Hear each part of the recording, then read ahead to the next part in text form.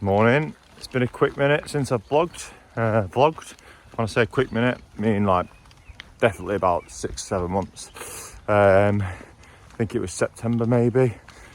So just trying to get back to normal routines between Mrs. Cartwright and I, deciding who is walking the dog before school, because next week we'll both be back in all the time. And I'm accompanied by, yes, Mama, the Tasmanian Devil. He's a little hooligan. So just a quick sort of video snippets of what have we taken away from the second period of remote learning that can make us better teachers when we're operating full-time in the classroom. So first up, use of technology. When you think about how far many educators have had to come over the last 12 months, and the way schools have established rules and routines to use technology to support teaching and learning, it'd be a shame to throw that all out of the window. Specifically thinking about Google Forms, pre-recorded inputs.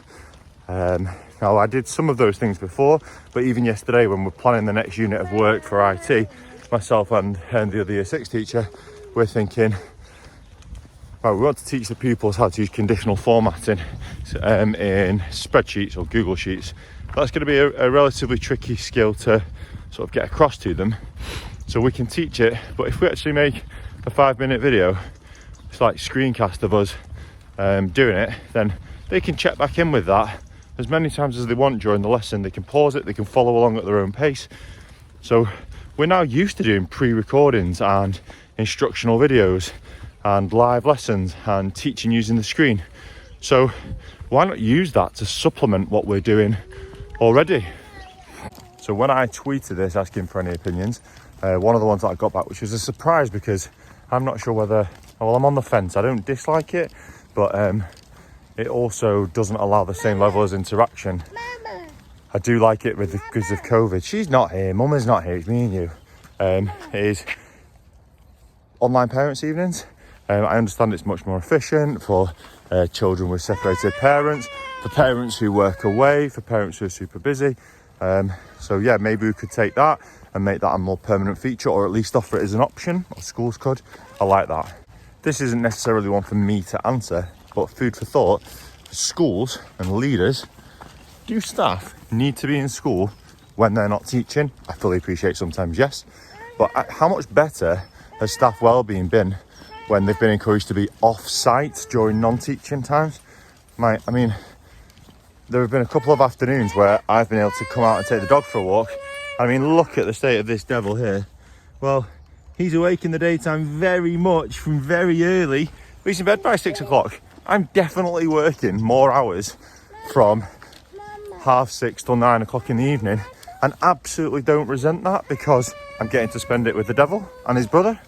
So work-life balance for teachers could be easily addressed over the next 6 to 12 months, and for the better as well. So these would just be my starter for 10, and that keys, use of technology to improve both teaching, learning and assessment. I'm absolutely loving doing Google mini quizzes, and I'm quite lucky because all of my class have iPads in school. I'll be able to continue to do that. And then considering, next big one for me would be that considering well-being. Well-being is a word that everybody throws around, but do you actually action it, or do we actually action it as teachers in schools, or do we just talk about it? Like, I'm trying to action it and talk about it. I've been doing a minimum of 10,000 steps a day, and I'm currently on a 55-day streak as part of my Teacher 5 a day pledge, with the diary toolkit that I'm doing. But not many do, and schools do wellbeing afternoons. Well, it's absolutely no use if your teachers are only managing 2,500-3,000 steps in a day because they're chained to a desk, or they can't get outside, or they don't get any fresh air, they don't get any time with their family. So let's address this. Like, do teachers need to be working in the typical school day fashion? No. Like, a colleague messaged me the other day being like, oh, what if X person from school sees that I've been on a run in the middle of the day? And I was like, you're joking me. Like, we've got 4-year-old kids. Like, go for a run in the middle of the day, because I'm damn sure that you're going to be working at night. As educators, we can't do our job properly if we are not putting the hours in. It's impossible. Anyway, that's my update on my vlog. Hope you found it useful. Please feel free to comment, add, agree, disagree. Like that's what makes life great. Everybody has an opinion. Anyway, happy Thursday. Have a great World Book Day. See you in a bit.